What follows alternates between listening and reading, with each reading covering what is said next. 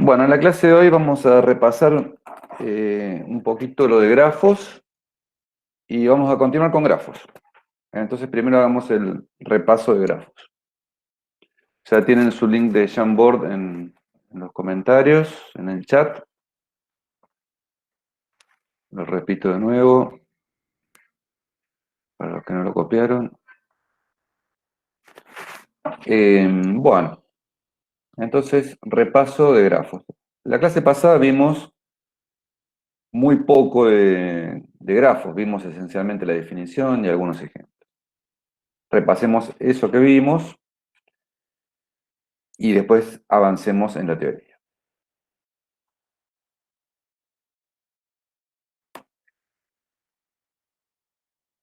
Repaso de grafos. Bueno, recordemos la definición. Es una definición formal. Sea, bueno, un grafo, empecemos por un grafo G es un par ordenado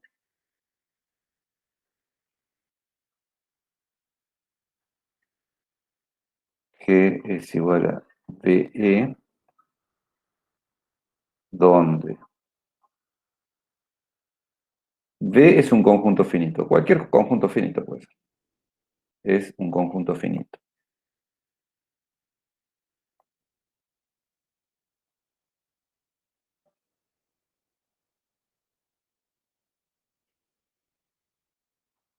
Y G y E es un conjunto de dos subconjuntos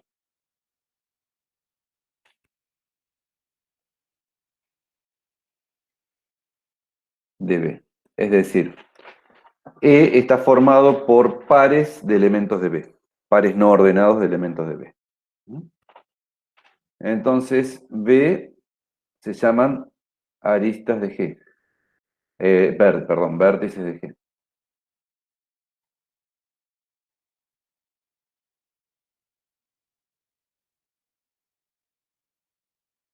Y E se llama aristas. Se le pone E porque en inglés arista se dice edge. Y como todo viene en inglés ahora. Bueno. Entonces, esta definición no es demasiado clara, pero uno lo que tiene que entender, ya lo vimos, que B serían puntitos que uno dibuja en alguna parte, o no, pero uno los puede imaginar como puntitos, y un par de puntos de, un elemento de E es un par de puntos de B, y eso simboliza una arista que une esos dos puntos. Una arista, una recta, una curva, en realidad, que une esos dos. Entonces veamos algún ejemplo.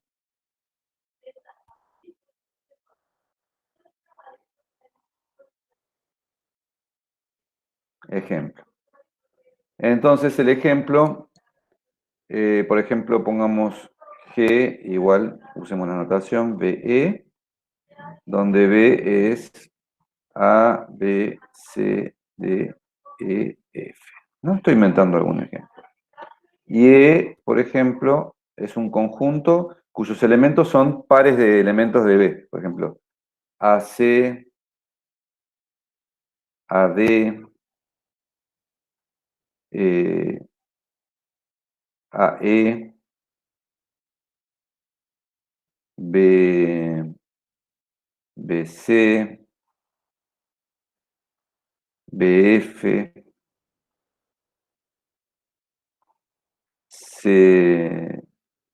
CD, digamos para abajo, CE, CF, y estamos con C, DF,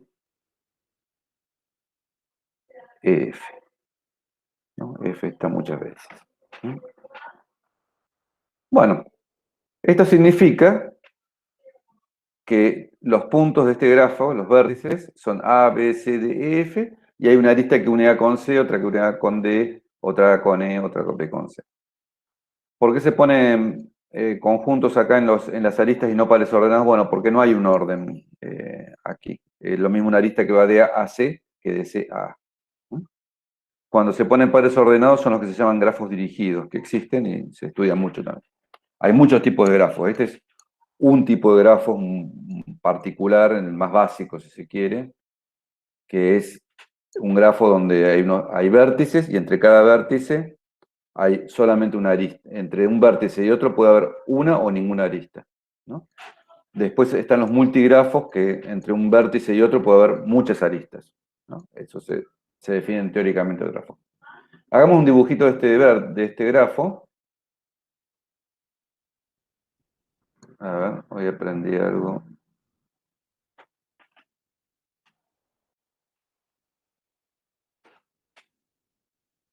La herramienta recorte.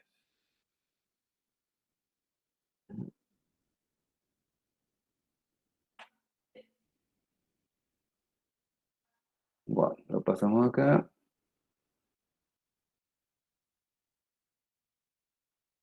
Ah, pero hay que bajarla, bueno, no importa. Pensé que se podía Creo pegar. que si toca control B, estando en el... ¿Acá? Ahí creo que se pega. Ah, sí, perfecto. Muy bien. Está práctico esto realmente. La herramienta recortes de Windows, yo no la conozco. Bueno, entonces ahí tenemos la definición del grafo. Entonces, dibujemos. Yo no sé cómo va a salir este dibujo. Pongamos, por las dudas, para ser democráticos, pongámoslo así, medio todos equidistantes, formando una especie de ronda o círculo. Entonces tenemos A con C, una arista, A con D es otra, A con E es otra, B con C, B con F, C con D, C con E,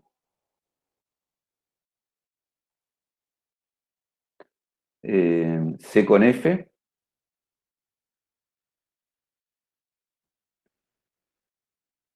D con F y C con F. No, E con F.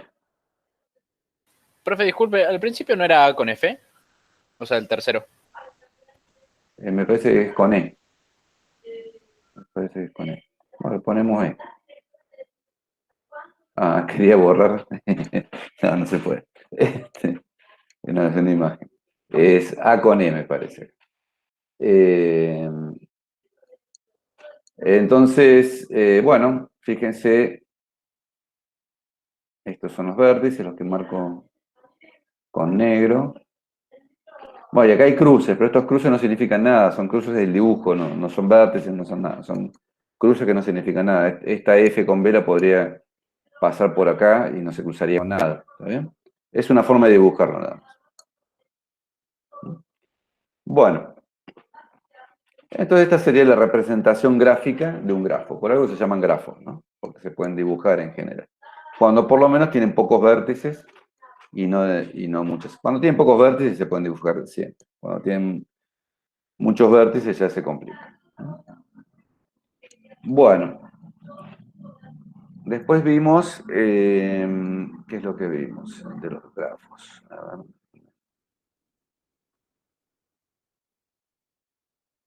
Ah, bueno, vimos la lista de adyacencia, ¿no? Decimos,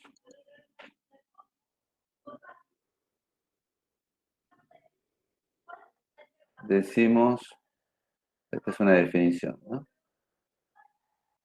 Que dos vértices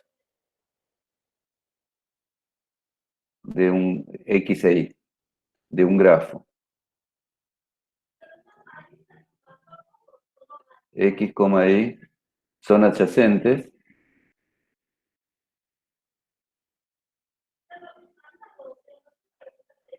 son adyacentes si X, Y es una lista.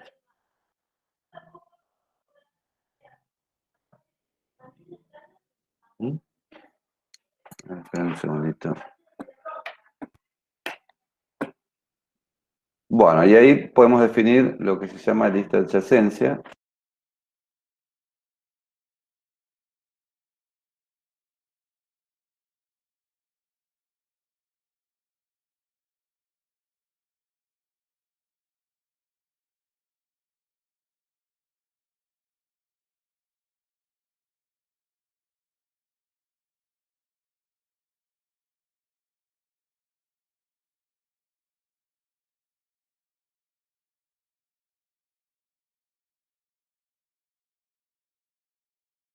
Bueno, ya volví.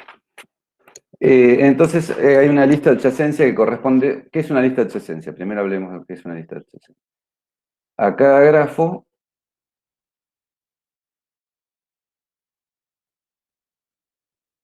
le corresponde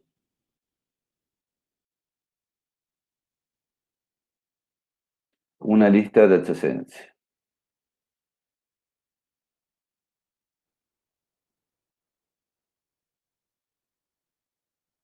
En este caso, ¿cuál es?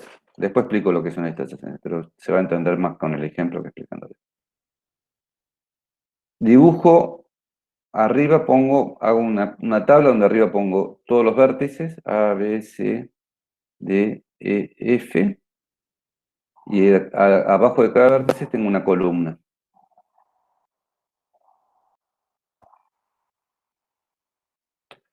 Y abajo de la columna pongo los vértices que son adyacentes a, es decir, los vértices a los cuales está unido A.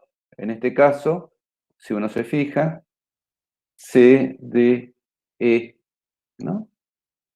Entonces acá ponemos C, D, E. Abajo de B ponemos C, lo podemos ver en el gráfico, y F. En C ponemos A, D, E y F, creo que, ¿no? No, primero B y C están unidos. Y C y A también. A, B,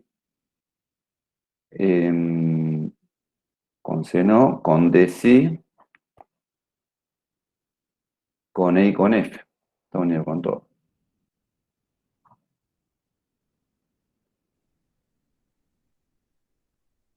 Uno, dos, tres, cuatro, cinco.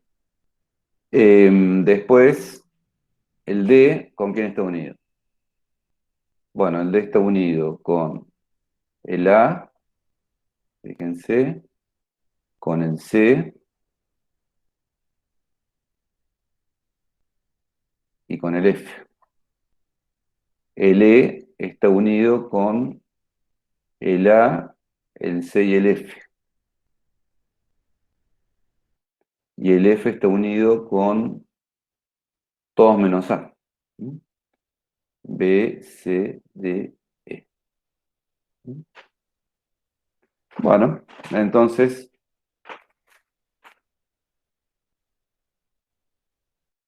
esta sería la lista adyacencia del grafo, ¿no?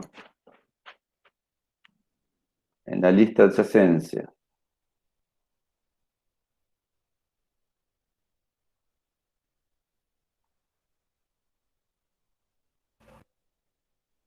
se coloca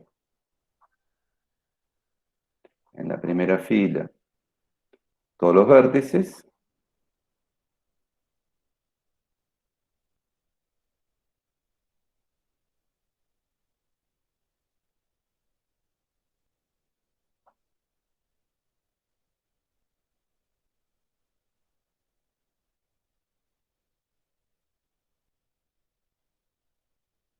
y debajo de cada vértice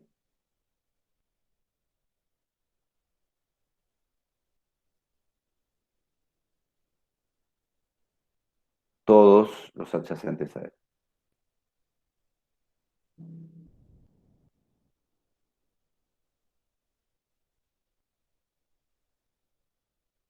Bueno, Las listas de adyacencia pueden tener un defecto que es que se repiten, ¿no? Las aristas, ¿no? Porque, por ejemplo, acá tenemos A con C y C con A. Tenemos eh, repetido, digamos, ¿no? Acá tenemos A con... Ah, no, eso hice mal. Control Z. Tenemos A con D y por otro lado tenemos D con A. ¿Mm? Lo repetimos, ¿no? Es como que duplica la información en la lista de adyacencia. Pero bueno, es un precio pequeño a pagar por una buena representación. Bueno, después sigamos repasando.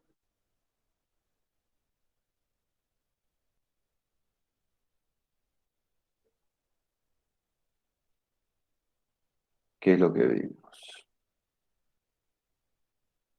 No vimos mucho más. Vimos lo que era el grafo completo. Vimos un ejemplo.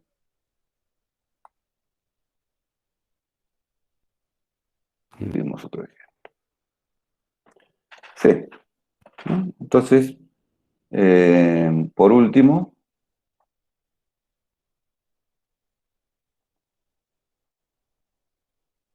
vimos la definición.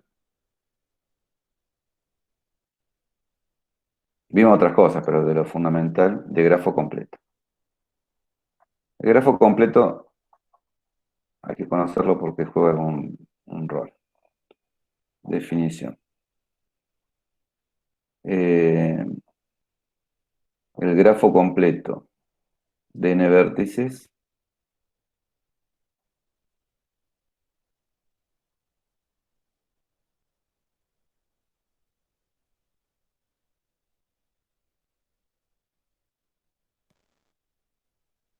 el grafo completo de n vértices es el grafo que tiene n vértices, es el grafo que tiene n vértices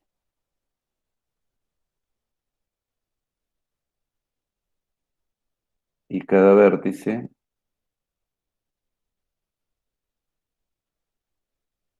forma una arista con cualquiera de los otros, ¿no? Está conectado con todos los demás.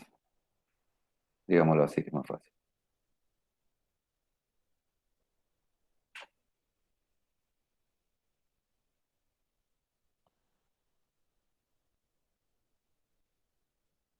El grafo completo Kn, bueno, se le denomina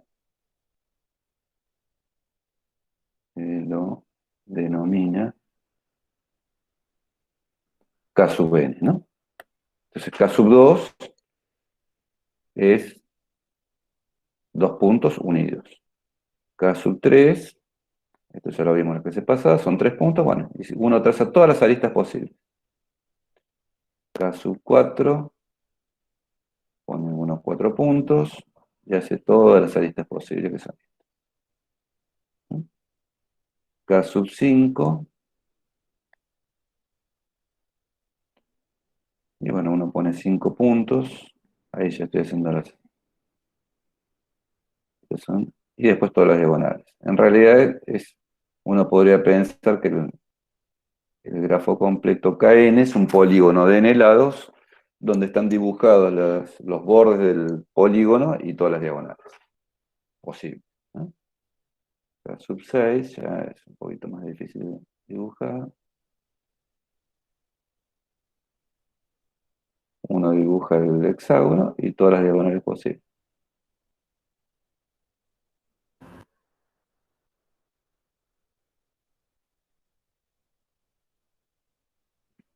Y bueno, ya K sub 7 se hace bien feito de dibujar. Bueno, el grafo Kn, vimos el grafo Kn tiene n por n menos 1 sobre 2 aristas, ¿no?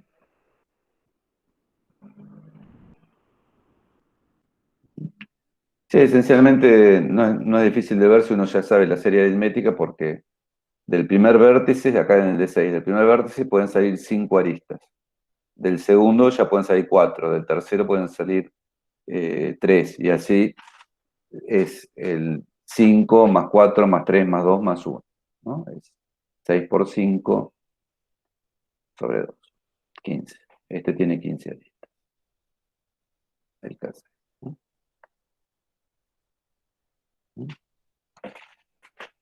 Bueno, es- esto es más o menos lo que vimos en la clase pasada. Vimos otras cosas, pero digamos de contenido, esencialmente vimos esto.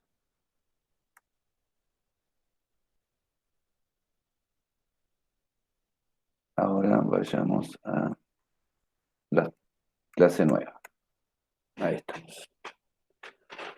La segunda parte de grafo. Va a haber como 4 o 5 partes de grafo, ¿no?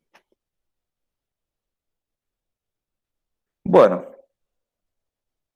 como la pregunta, ahora entramos con isomorfismo de grafos. Porque la pregunta es, ¿cuándo debemos considerar a dos grafos iguales, o equivalentes? ¿No?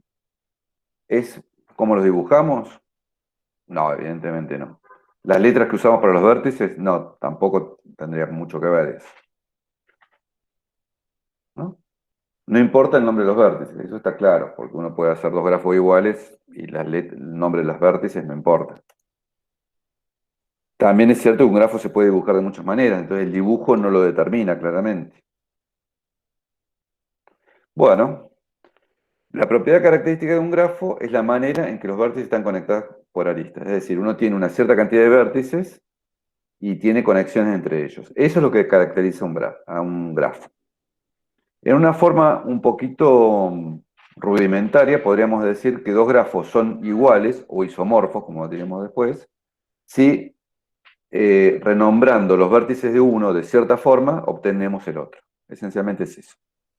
Eso está escrito acá. Dicho en forma directa, o más bien poco cuidada, vamos a considerar dos grafos G1 y G2, a que dos grafos G1 y G2 son iguales si cambiando el nombre de los vértices de G2 por el de los vértices de G1 en cierto orden obtenemos G1. Veamos ejemplos. Tenemos estos dos grafos, ¿no? A, B, C, D y T, U, V, W. El dibujo es diferente, claramente. Ambos tienen 4 vértices, 5 aristas. Tenemos que ver si son iguales. Bueno, fíjense que si uno rebate este punto hacia acá, lo pone acá, queda el grafo así, ¿no? Discúlpenme que no sea muy... queda así, ¿no? Este punto lo vamos a borrar. Esta, ¿no? Si uno lo rebate así, pongámoslo con puntitos, ¿no? Es otro dibujo. Fíjense que ya ahí está parecido al primero. Está como rotado, ya queda como un rombo acá, con una diagonal en el medio. Bueno, si uno después lo rota así, queda muy parecido a eso. Es decir, son efectivamente equivalentes, ¿no? Porque uno los puede, haciendo algunas conversiones de dibujo, puede llegar a...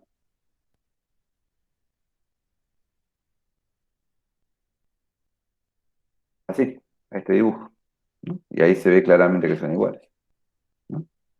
Ese es notable porque es como que parece que no fueran lo mismo, pero sí son lo mismo. Estos dos grafos son lo mismo. Pero esto es muy informal, digamos, ¿no? Esto es una forma, acá dice dando vuelta a W y rotando obtenemos G1 así, G2 así.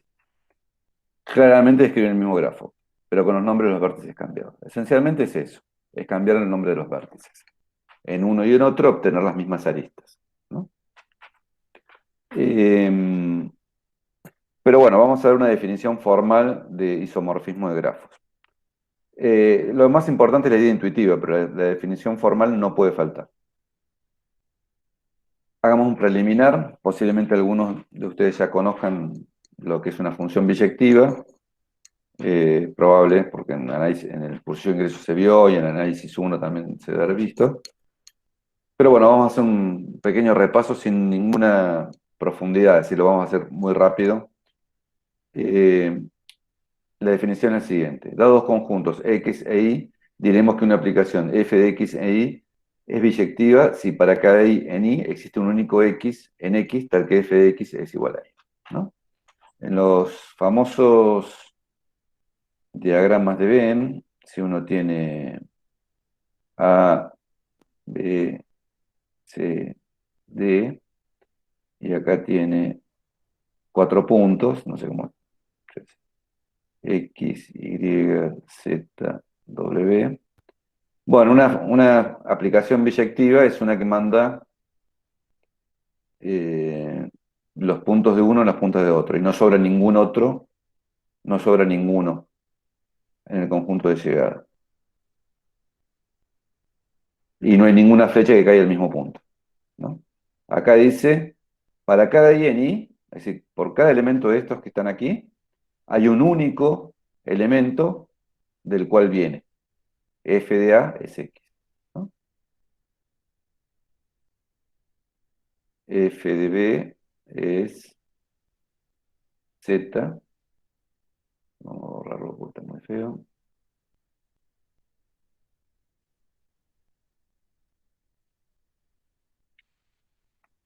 F de C es I y F de D es W, ¿no? Fíjense que de este lado no sobra ningún punto y que dos flechas no caen en el mismo lugar. Esencialmente eso es lo que es biyectivo, que del lado donde llega la función no sobra nada, todo punto es alcanzado por algo del conjunto de partida, del dominio, que se llama el dominio, y que dos flechas no caen en el mismo lugar, ¿no? Porque dice acá existe un único X en X. Es decir, no puede haber dos que caigan en el mismo lugar, hay uno solo. Esa sería la definición de función biyectiva. Una propiedad importante de las funciones biyectivas, que se puede ver en el gráfico anterior, es que f es biyectiva si solo si tiene inversa. Es decir, hay una vuelta, ¿no? Es decir, acá yo puedo, f es esta función que manda así, yo puedo determinar una f menos 1, que por las propiedades de que ningún punto queda libre y que todo punto viene de un único lugar, yo puedo definir la inversa, ¿no? ¿Cuánto es f menos 1 de x? Es a. F menos 1 de y es c.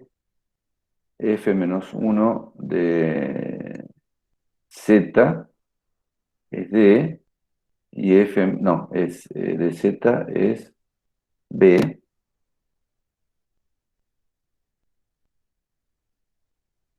De z es b. Y f menos 1 de w es d. Entonces fíjense que yo, así como puedo ir de un conjunto a otro, puedo volver, porque es biyectiva. Si no fuera biyectiva, no se podría. Bueno.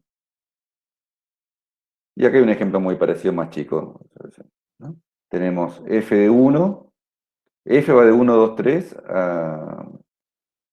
a b, c, ¿no? Entonces, f de 1 es c, f de 2 es b, f de 3 es a.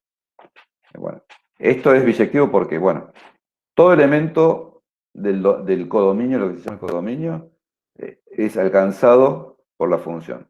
A viene de 3, B viene de 2 y C viene de 1.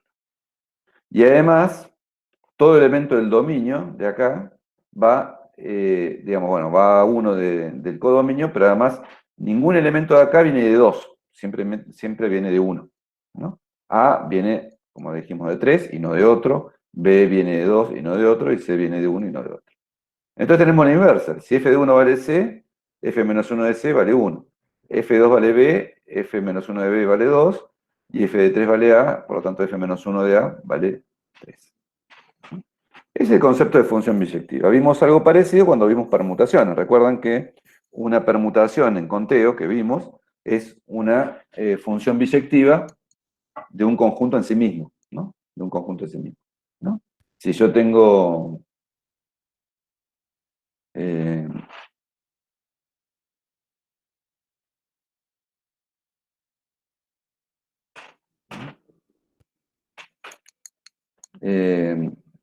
una observación, hagamos.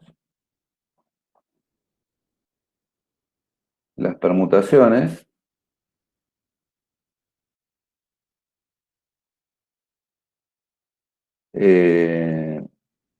son funciones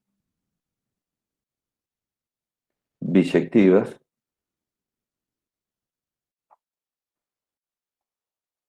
de un conjunto en sí mismo.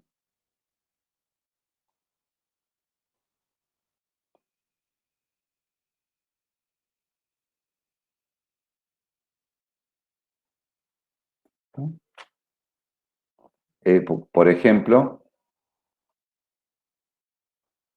si yo tengo A, B, C, D, una permutación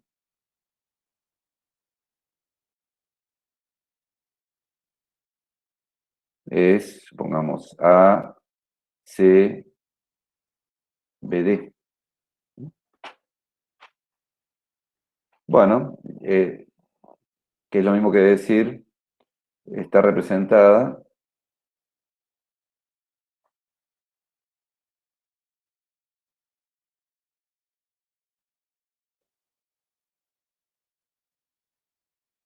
por la función f de A igual a A, f de B igual C, f de C igual B y f de D igual D, ¿no? Entonces una permutación es una función. El conjunto de permutaciones es un conjunto de funciones en realidad, que tienen, bueno, tienen una propiedad, forman lo que se llama un grupo, ¿no? Es decir, componiendo dos permutaciones me queda otra permutación, ¿no? Si yo hago una permutación y después hago otra permutación, obtengo una permutación. Dada cualquier permutación, tengo su inversa, de f-1, ¿no? Permuto al revés y me queda, ¿no? Entonces forman lo que se llama un grupo. Las permutaciones forman lo que se llama un grupo. Una estructura algebraica abstracta que se llama grupo. Bueno, entonces esta es la definición de funciones biyectivas. Y esto nos va a servir para ver para definir isomorfismo de grafos. Dos grafos G1 y G2 se dicen que son isomorfos cuando existe una biyección alfa, la llamamos alfa la biyección, entre el conjunto de vértices de G1 y el conjunto de vértices de G2, tal que, primera condición, si si XY es una arista de G1, entonces alfa X, alfa Y es una arista de G2, es decir, lleva aristas en aristas. Pero eso no alcanza, porque podría haber aristas en G2 que no vengan de G1 y podría haber dos pares que vayan a la misma arista. Necesitamos esta segunda condición. Si ZW es una arista de G2, entonces la inversa de alfa en Z y la inversa de alfa en W es una arista de G1. Es decir, alfa lleva aristas de G1 en arista de G2. Y la inversa lleva arista de G2 en arista de G1. Si se cumple eso, entonces eso es un isomorfismo. Dicho de otra forma, está aquí, equivalentemente, diremos que alfa es un isomorfismo si es una biyección entre el conjunto de vértices de G1 y el conjunto de vértices de G2, tal que por cada ZW arista de G2 existe una y solo una arista XY de G1, tal que alfa de X, alfa de Y igual a ZW.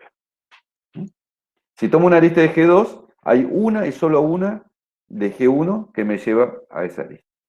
Esa es como la definición de biyección, más o menos. Lo que nos está diciendo que hay una biyección no solamente entre los vértices, sino una biyección entre las aristas. Hay una función biyectiva, que sería esta de aplicar el par, alfa x, alfa y, que nos lleva aristas de G1 en aristas de G2. Más allá de la definición abstracta, que hay que saberla, veamos un ejemplo. Este ejemplo ya lo vimos. Teníamos este grafo, ABDC con cuatro vértices y 5 aristas, y este que también tenía 4 vértices y 5 aristas, pero eso no nos garantiza que sean isomorfos. Tenemos que encontrar el isomorfismo. La demostración de que son isomorfos es encontrando alfa que me lleve los vértices de uno en los vértices de otro y las aristas de uno en las aristas del otro. Entonces, alfa de A lo mandamos a T. Alfa de B lo mandamos a B larga, a B corta. Alfa de C a W y alfa de D a U. Ahí se me fue para cualquier lado. Oh.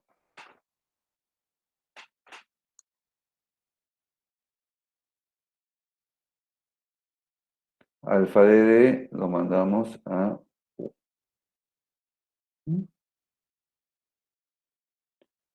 Bueno, y entonces hay que verificar que manda aristas en aristas. Pero fíjense, las aristas de G1, ¿cuáles son? AB,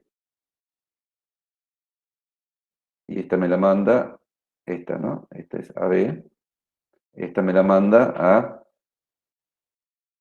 alfa de A, alfa de B,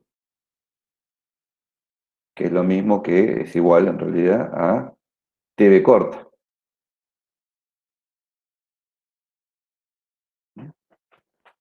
Y esta está en G2, ¿no? Es decir, me manda AB a TB, eso está perfecto. Y bueno, después me manda AD, alfa de A vale T, y alfa de D vale U. TU es una arista perfecta. Después tenemos BD o DB. Eso me lo manda a U, B corta.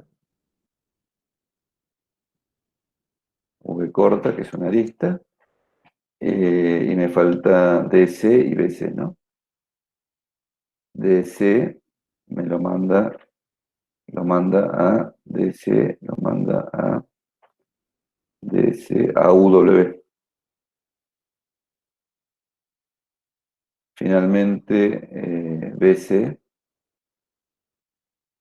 lo manda a B corta W. ¿No? Manda todas las aristas, todas estas aristas que son del primer grafo, son 5 aristas, la manda a 5 aristas diferentes del segundo grafo, que son todas las aristas del segundo grafo. Entonces es un isomorfismo, claramente.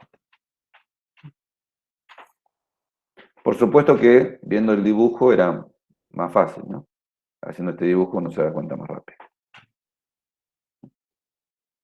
Mandando A, T, B, A, B larga, B corta, hay varios isomorfismos, quizás no es el D a U y C a W.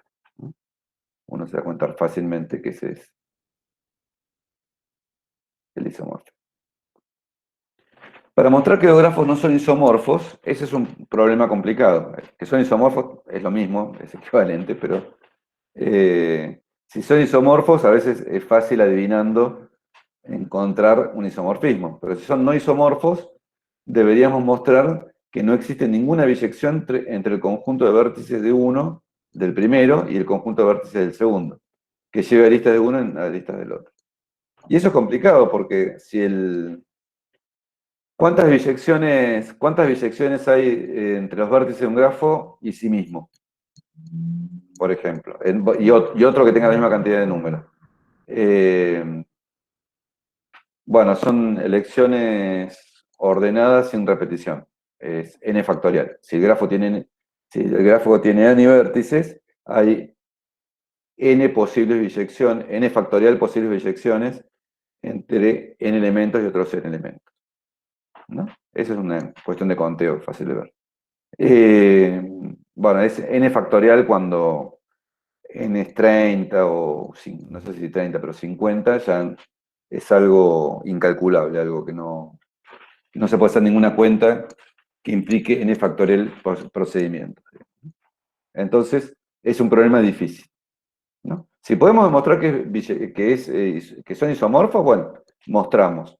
Ahora, si no podemos encontrar el isomorfismo, y bueno, muchas veces no podemos saber si no son isomorfos, porque no podemos hacer todas las posibles biyecciones. Es muy costoso. En grafos chicos, por supuesto que sí. Pero hay criterios que nos permiten distinguir grafos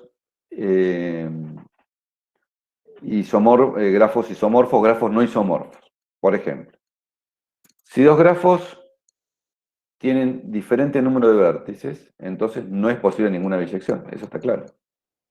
Y los grafos no pueden ser isomorfos, ¿no? Las biyecciones son en elementos que tienen en conjunto que tienen la misma cantidad de elementos, porque si no, no puede haber una correspondencia 1 a 1 entre los elementos de uno y elementos de otro.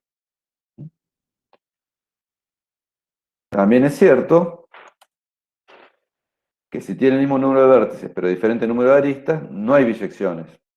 Es decir, puede haber biyecciones de vértices, seguro que hay biyecciones de vértices porque tienen el mismo número de vértices, pero ninguna de ellas puede ser un isomorfismo, porque en realidad, como ya comenté, el isomorfismo de grafos induce un isomorfismo de aristas, ¿no? Las aristas de uno se transforman en las aristas del otro. Entonces, tiene que haber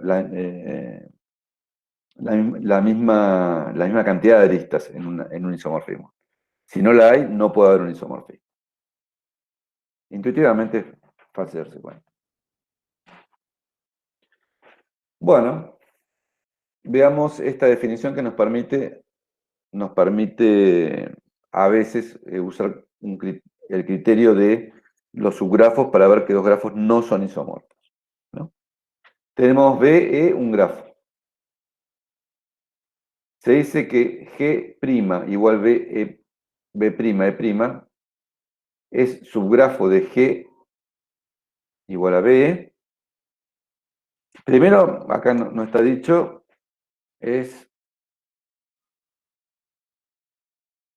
primero, pongamos la azul.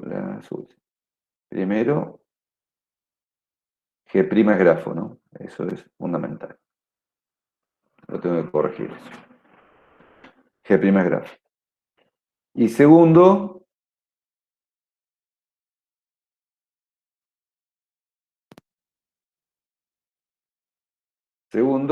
bueno, los vértices del segundo grafo de G' están incluidos en los vértices del primero, las aristas de prima están incluidas en las aristas de E, y todos los vértices que son extremos de aristas de prima están en B'. Bueno, eso en realidad no hace falta poniendo que G' es un grafo. Pero bueno, eso es lo que ocurre. Todo, digamos, acá la terminamos. En realidad esto no hace falta. Así está en el apunte, pero es mejor así. De las dos formas está bien en realidad. Pero me parece que es más claro así. Primero tenemos que pedir que G' sea un grafo. Y después que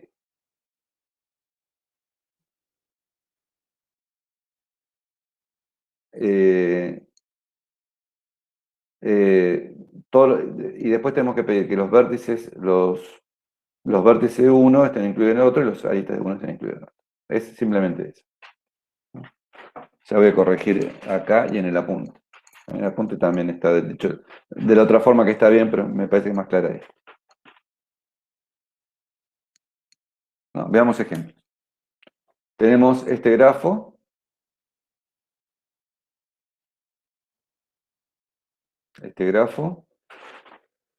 Que tiene 5 vértices y 4, 6, 7 aristas, y están ciertos subgrafos, ¿no? por ejemplo. Este es un subgrafo, ¿no? Que toma estos tres vértices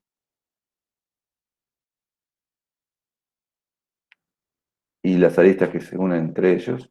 Este es otro, ¿no? Que toma, pongamos en rojo, no sé si se ve, pero toma estos vértices y no todas las aristas que están entre ellos, ¿no? Toma algunas, toma esta y toma esta. Pero estas no las toma, ninguna. Entonces queda solo aislado. Esto está permitido, esto está permitido. Bueno, y el tercero es por el estilo, toma los 5 puntos del grafo original y algunas aristas. Y este toma estos 4 puntos que están aquí y todas las aristas entre ellos. Son subgrafos. La condición una es que G' que sea grafo, y la segunda es que las aristas de G' estén incluidas en la arista de G y los vértices también. Lo mismo. Bueno, esto nos ayuda a usar el siguiente criterio. Es claro, pero no lo vamos a demostrar acá, que un isomorfismo lleva a un subgrafo isomorfo. Es decir, si yo tomo un grafo general, un grafo cualquiera, tomo un subgrafo de ese grafo y le aplico el isomorfismo, entonces me encuentro con un subgrafo isomorfo al subgrafo original. Y esta es una herramienta útil que sirve para ver que los grafos no son isomorfos. Veamos un ejemplo. Por ejemplo, estos grafos. Tenemos A, B, C, D, E, ¿no? Fíjense, tienen 1, 2, 1, 2, 3, 4, 5 vértices cada uno. ¿Cuántas aristas tiene cada uno? Bueno, 1, 2, 3, bueno, acá hay 6, 7. Y acá hay 3, más 3, 7, 6, 7. Los dos tienen la misma cantidad de vértices y la misma cantidad de aristas, ¿no? Entonces, si tuvieran diferente cantidad de vértices, no serían isomorfos. Si tuvieran diferente cantidad de aristas, tampoco serían isomorfos. Pero tienen la misma cantidad de vértices y la misma cantidad de aristas. Bueno, ¿cuál es lo que distingue a uno de otro? Bueno, fíjense en lo siguiente. Aquí tenemos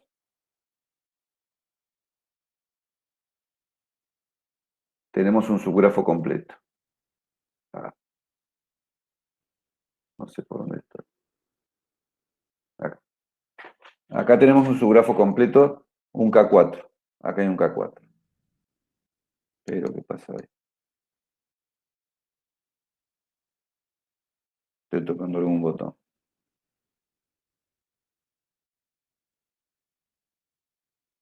No, que estoy mal seteado acá. Eso. Ahí está. Tenemos un K4. ¿Cuál es el K4? Este, ¿no?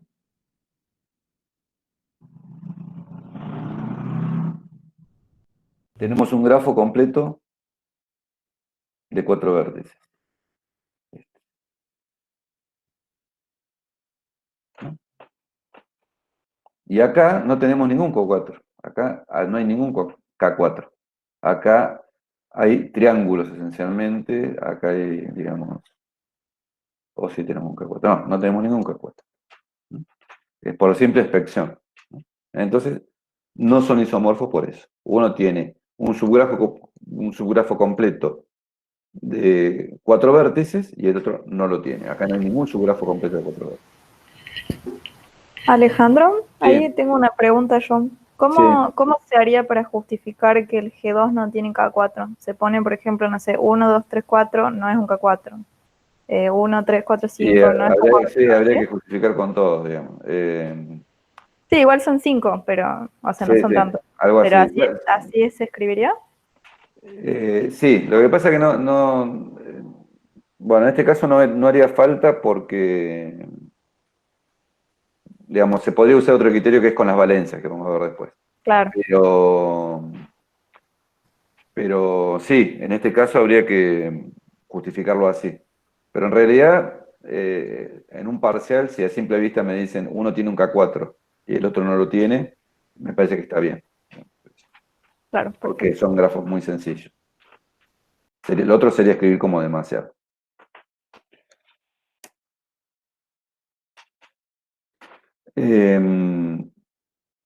Por ejemplo, hagamos otro ejemplo. Un ejemplo que creo que lo vamos a ver, no sé si la clase que viene o esta clase, capaz que esta clase.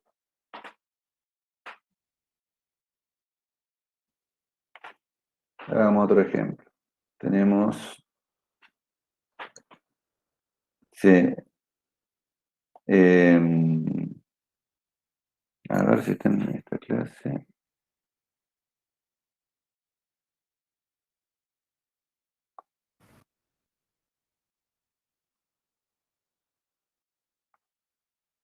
No, no está acá.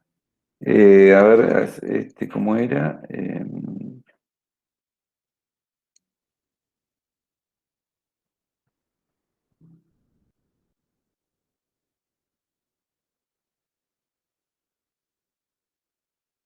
En la clase que viene. A ver,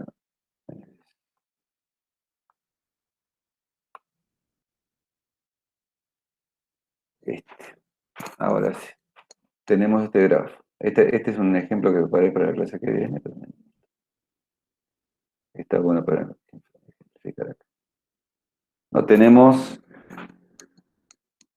este hexágono con estas diagonales, ¿no? Un grafo así, ¿no? Este es G1. Tenemos otro grafo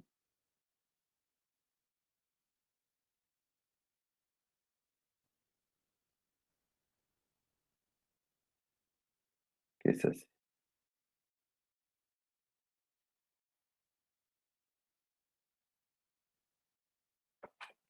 ¿no? G2.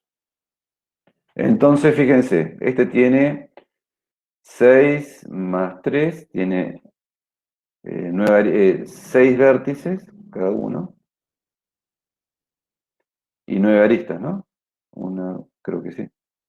Sí, 3 más 3 más 3 y 9 aristas cada uno,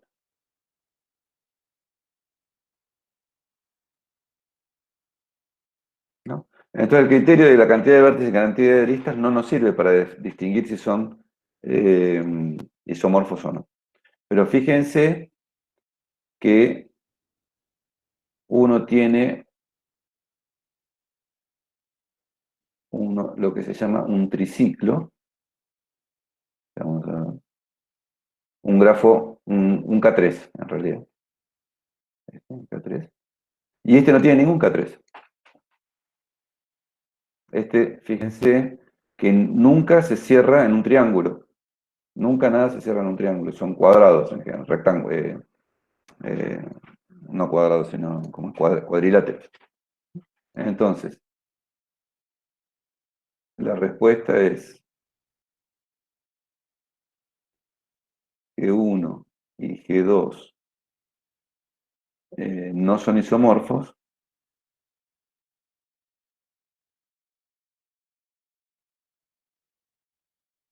pues G2 tiene un subgrafo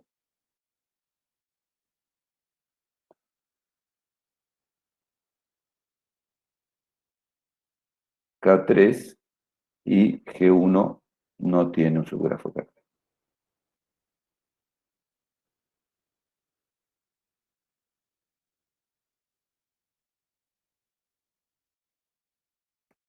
No tiene un subgrafo K3. Es parecido al razonamiento anterior, un poquito más fácil, porque acá es tan claro que no hay un K3 en este, es muy fácil, ¿no? En este es muy fácil encontrar 2 por 2 y en este no hay ninguno, ¿no? Acá siempre uno tiene que hacer por lo menos cuatro aristas para volver al mismo lugar, ¿no? Entonces, ese criterio nos sirve, Pese a que quizás, como dice un poco Azul, es un poquito informal en el sentido que para formalizarlo habría que escribir todas las fórmulas, pero bueno, digamos, con este nivel de formalidad nos alcanza a nosotros. Bueno, ahora vamos a ver, uy, hemos hecho rápido, no sé hasta dónde llegó Carlos. Bueno, avancemos un poquito con la clase de mañana. Después la valencia de un vértice, ¿no? Es uno de los conceptos más fundamentales de grafos. Ustedes ya, ustedes me podrían haber dicho acá, bueno, estos dos grafos no son isomorfos por una cuestión obvia, que es que este elemento tiene una sola arista que llega y no hay ningún vértice con una sola arista que llegue. Bueno, está bien ese razonamiento. Lo vamos a formalizar un poquito ahora.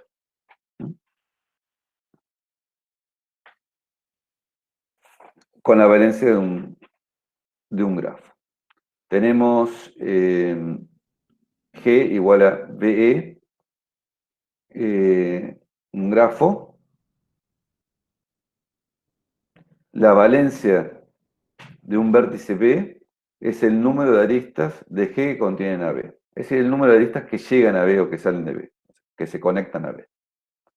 Usaremos la notación delta de B para la valencia de B, formalmente. Delta de B es el cardinal del conjunto D sub B, donde D sub B son todas las aristas donde B participa, en donde está B. Pero en realidad digamos, esta definición formal puede ser un poquito complicada formalmente, pero en realidad es muy sencillo. Acá escribimos unos grafos y no escribimos el nombre de los nodos, sino de los vértices, sino la valencia que tiene. Por ejemplo, este grafo tiene valencia 3 en esta arista, porque tiene 1, 2, 3 aristas que salen. Este tiene 1, 2, 3, 4. Entonces es muy sencillo el concepto. 1, 2, 3, 1, 2, 3. ¿No? Entonces, este tiene valencia 3, este también, este 4, 3 y acá 1. ¿No? Los que están aislados tienen valencia 0, no hay ninguna arista que salga de acá. Este tiene valencia 2, este también, este tiene valencia 1, sale uno solo, y este tiene valencia 2, y él tiene valencia 3. Salen 3 áreas. Es muy sencillo el concepto, gráficamente. A nivel de definición también es sencillo, hay que contar simplemente los conjuntos donde está el vértice. Y a nivel de tabla de adyacencia es más fácil todavía, porque lo que hay que contar, ¿no? La cantidad de vértices que tiene la tabla de adyacencia, justamente por eso se llama tabla de adyacencia por la adyacencia. Por ejemplo, acá, delta de A. Tenemos 1, 2, 2. Participan dos conjuntos. Delta de B. Participa en este y nada más, ¿no? Delta de C. No, de Z. No es C, ¿no? Ah, sí, es 1.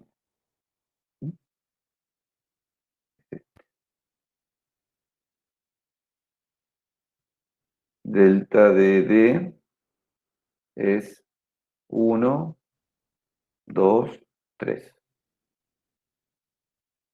Y delta de Z es 1, 2. Es simplemente contar las veces que está aquí. Y con la adyacencia, como le decía, es más fácil todavía. Porque uno lo que tiene que contar es la altura de la columna. Esto es 2. ¿No? Acá es 2, acá hay 2, acá hay 1, acá hay 3 y acá hay 2.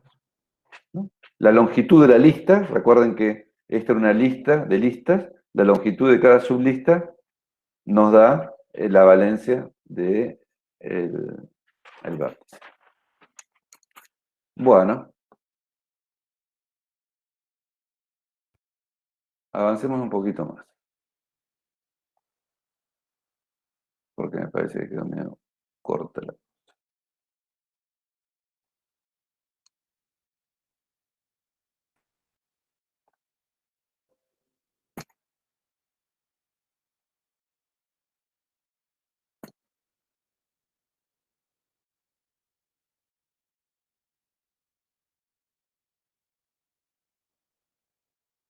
Esta es la clase del jueves, pero bueno, vamos a adelantarnos un poquito ahora. El jueves vamos un poquito más. Bueno,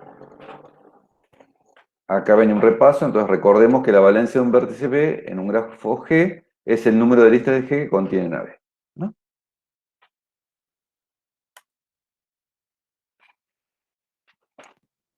Bueno, vamos a ver un teorema ahora. Un teorema que es muy sencillo, sin embargo, es bastante útil muchas veces. La suma de los valores de las valencias delta de B, tomados sobre todos los vértices de B del grafo G, es decir, suma todas las valencias de todos los vértices, es igual a 2 veces el número de aristas. ¿Cuál es la razón? A ver, veamos en un ejemplo de lo que dibujamos.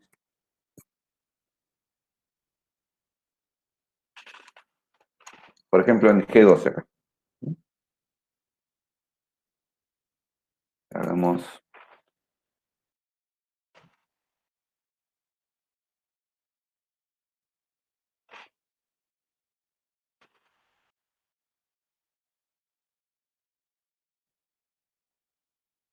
Recortemos este coso.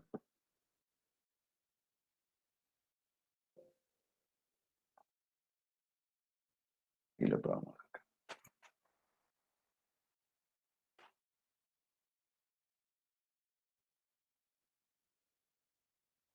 Entonces, calculemos la suma de valencias de G2.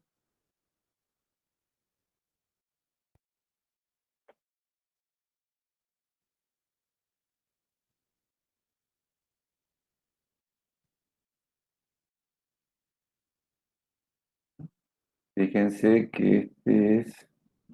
Ah, bueno, este es... Todos tienen valencia 3, ¿no? Bueno, no importa. Ya vemos este 1, 2, 1, 2, 3, 4, 5, 6. ¿No? Entonces, fíjense, si yo sumo, ¿no? Delta de 1 es 3. En realidad, delta de cualquier cosa es 3, ¿no? Aquí, sí. Delta 1 es 3. Ahora, si yo sumo delta de 1 más delta de 2, que es 3, estoy sumando 2 veces esta arista.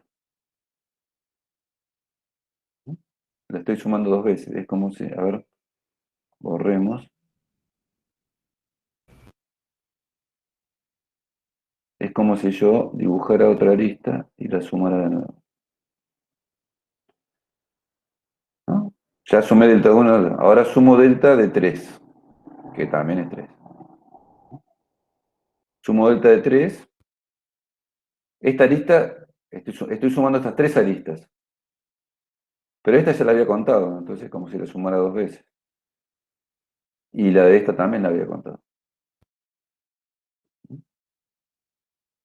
Ahora sumo delta de 4. Entonces, ya había contado la conexión con la primera. Entonces, cuando la sumo, es como que me queda 2 veces contada la arista. Y así sucesivamente, ¿no? Yo sumando todas las valencias, estoy contando 2 veces cada arista. Entonces, por eso,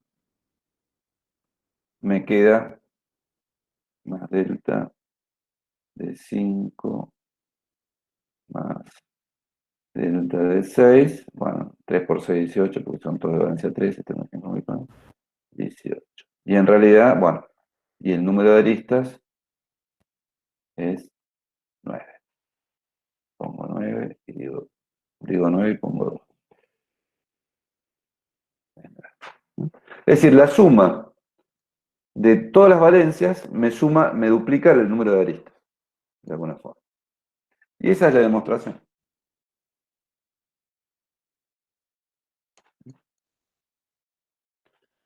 La demostración es así. La valencia de un vértice B indica la cantidad de extremos de aristas que tocan a B. Es claro que hay 2E extremos de aristas. Luego la suma total de las valencias de los vértices es 2E. Esa sería la demostración. No mucho más que eso. Entonces, lo importante es recordar el resultado. La suma de todas las valencias es 2 veces el número de aristas.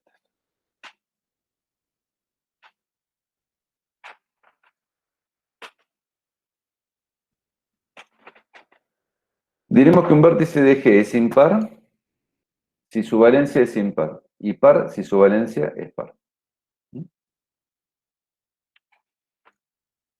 Veamos algunos ejemplos de grafos de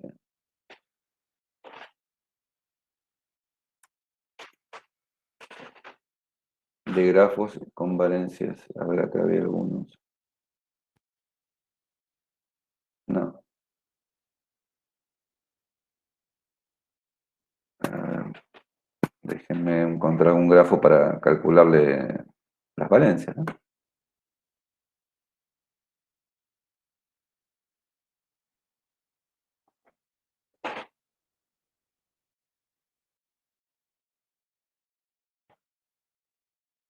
Algunos sacados de Google.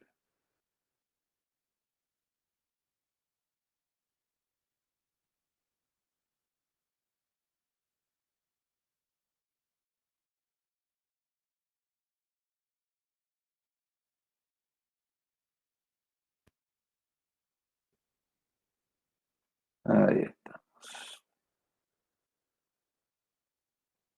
Vayamos acá.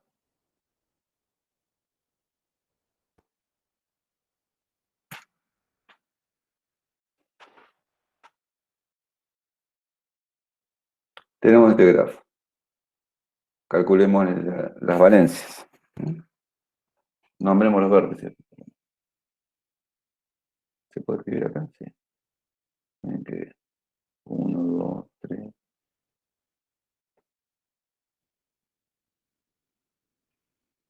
Acá tenemos 9 vértices. 1, 2, 3, 4, 5. ¿Cuál es la valencia del primero? 2. La valencia del segundo. La valencia de 2 es 1, 2, 3. La valencia de 3 es 1, 2. La valencia de 4 es 3. La valencia de 5 es 1, 2, 3, 4. La valencia de 6 es 2.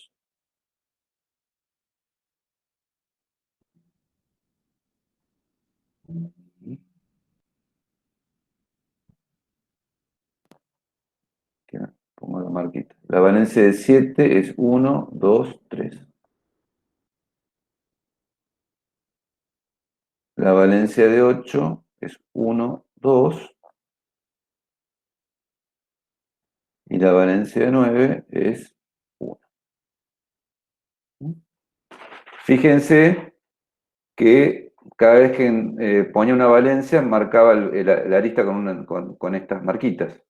Y me quedan, bueno, acá me olvidé de una, me quedan en cada arista 2 marcas. Es decir, cada vez que, contando todas las valencias, me quedan el doble la suma es el doble que la cantidad de aristas, ¿no? Porque es el número de marcas, ¿no? Entonces, suma de delta de i desde igual 1 hasta 9, porque así se llaman los vértices, es bueno. 2 más 3, 5, más 2, 22, profe.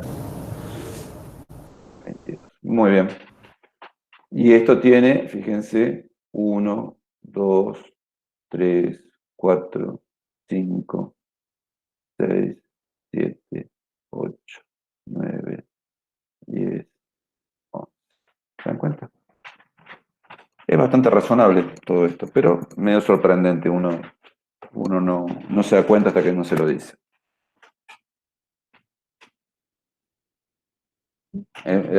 Para terminar acá, escribamos el número de aristas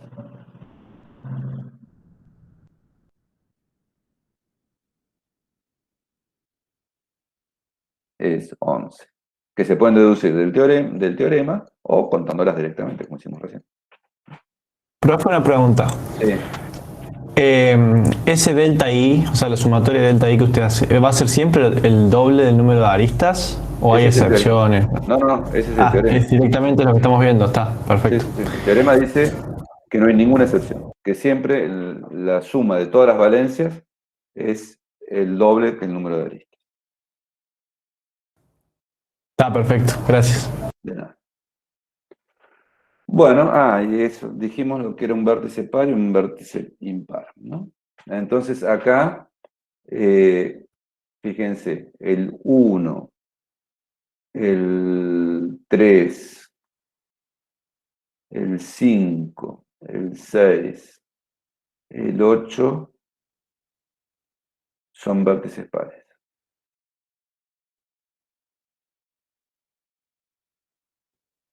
¿Por qué? Porque tienen valencia par.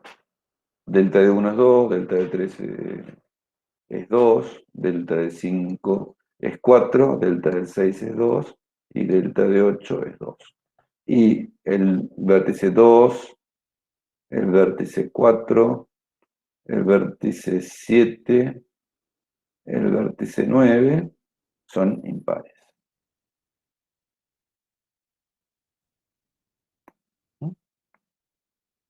Son impares.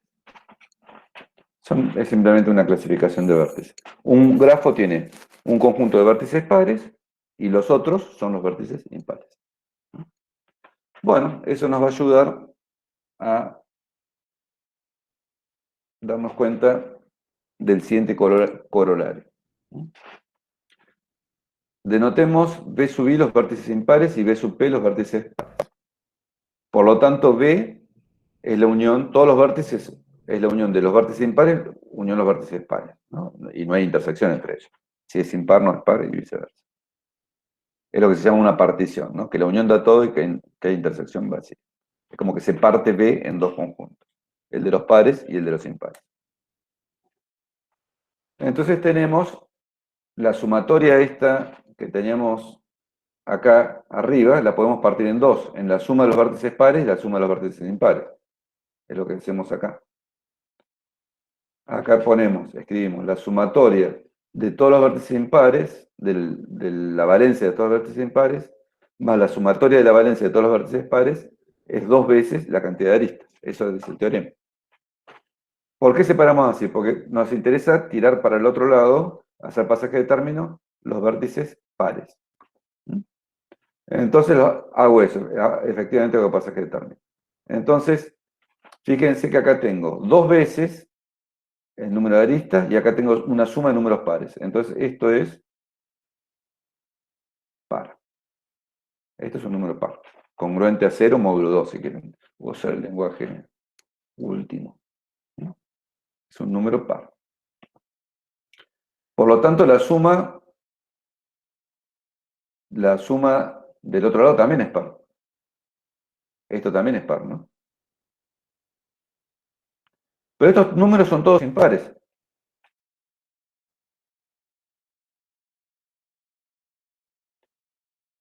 La suma de números impares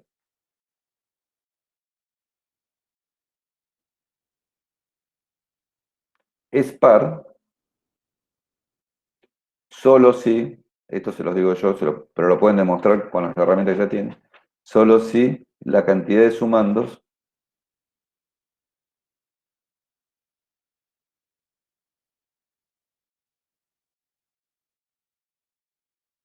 es impar.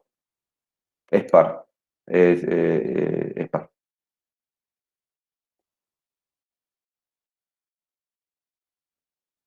Es decir, si uno tiene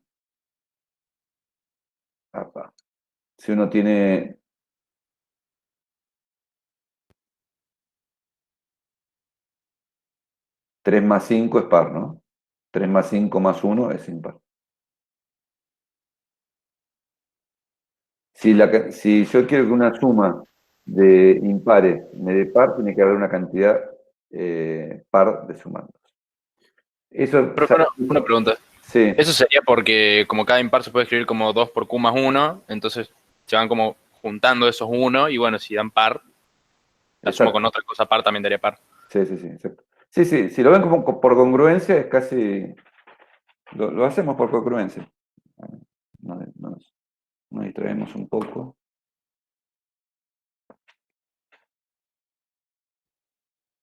Sí, A sub 1, A sub n son impares. Veamos esto, después lo otro es muy parecido. Y n es par, entonces sumatoria de igual 1 hasta n de A sub i es par. Y es como decís vos, con congruencia, usando congruencia. ¿Mm? A sub i es congruente con 1 módulo 2, para todo i, ¿no es cierto? Son impares, esa es la hipótesis.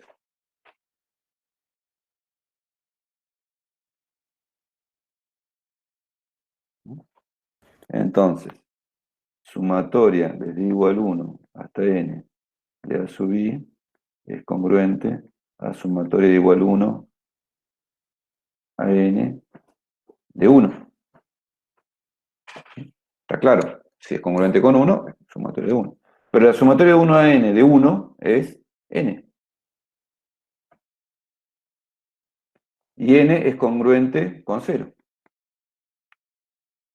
Y ya está. ¿No? ¿Vieron qué poderoso que es el lenguaje de congruencias cuando uno quiere hacer este tipo de demostraciones? Lo práctico que es. Eh, ¿No? Porque ser par y ser congruente con 0 es lo mismo. Y trabajar con congruencias siempre es mucho más fácil que trabajar con restos, que sería lo que habían sugerido al comienzo, digamos. Que también sale, pero esto es mucho más fácil. Entonces, y bueno, si n es impar, me va a quedar 1 acá y me queda impar. Está claro. Sí, solo sí es. Sí, solo sí.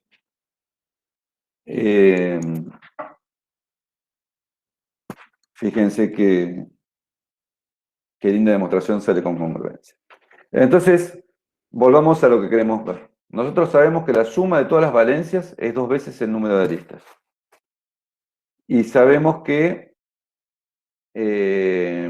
bueno, y separamos las aristas pares de las impares, y nos queda que la suma de todas las aristas impares es un número par. Por lo tanto, la cantidad de aristas impares es par. El número de vértices, vértices. El número de vértices impares es par, ¿no? El número de vértices impares es par. Todo esto lo vamos a repasar la clase que viene.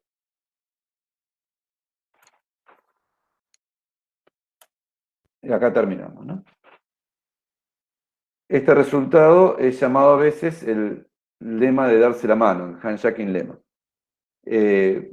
Porque, bueno, uno lo puede, así como vimos el ejemplo de la fiesta, la clase pasada, uno puede interpretar que un grafo se forma un grafo cuando en una fiesta hay una lista y se dan la mano dos personas, como la clase pasada que vimos, cuando vimos el ejemplo. Entonces este teorema nos dice que el número de personas que ha dado la mano a un número impar de miembros del conjunto es par. Nos dice eso, ¿no? Si uno hace una fiesta, hacemos como en la clase pasada, después uno le pregunta a todos a cuántas personas le diste la mano. Las personas que dieron la mano un número impar de veces son pares. Hay una cantidad par de personas que dieron la mano un número impar de veces. Eso es otra forma de decir. Un grafo en el cual todos los vértices tienen la misma valencia de R se llama regular, con valencia de R o R valente.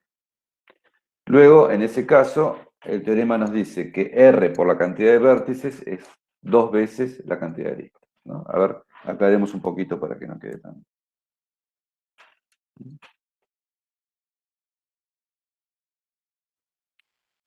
G es R valente si delta de B es R para todo B vértice. Simplemente eso. Entonces, el teorema nos dice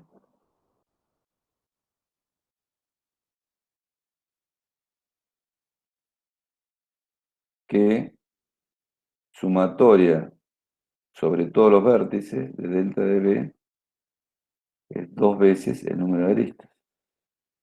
Pero, observemos, sumatoria sobre todos los vértices de B, delta de B es R por definición, es sumatoria B perteneciente a B de R. Es sumar R muchas veces. ¿Cuántas veces? Bueno, tanta como cantidad de vértices. Es decir, es R por la cantidad de vértices. ¿No? Entonces esto implica que R por B es R por la cantidad de vértices es 2 veces la cantidad de aristas. Eso es lo que decía el resultado este.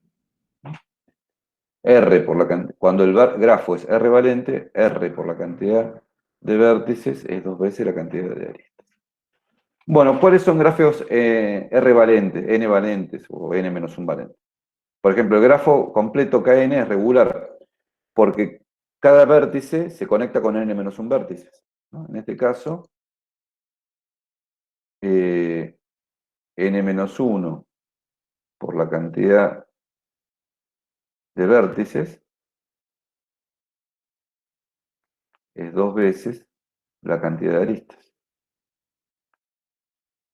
Es que eso ya lo vimos, ¿no? Que la cantidad de aristas era N menos 1 por N sobre 2. Un polígono de N lados es 2 valente. Es un grafo regular de valencia 2, ¿no? Por ejemplo, si uno tiene el hexágono, este polígono, ¿no? tiene 6 aristas y 6 vértices, ¿no?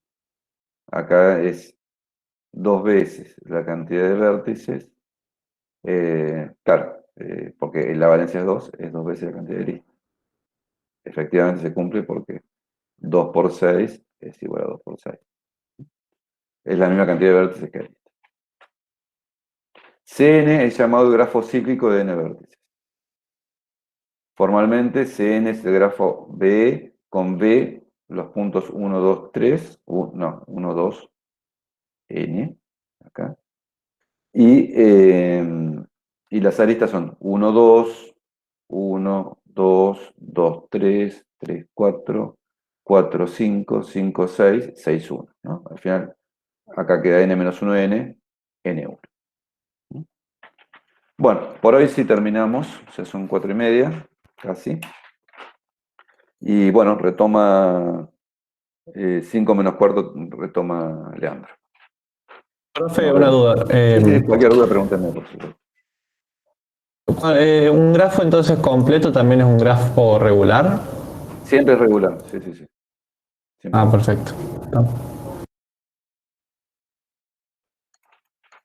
Gracias. No, de nada.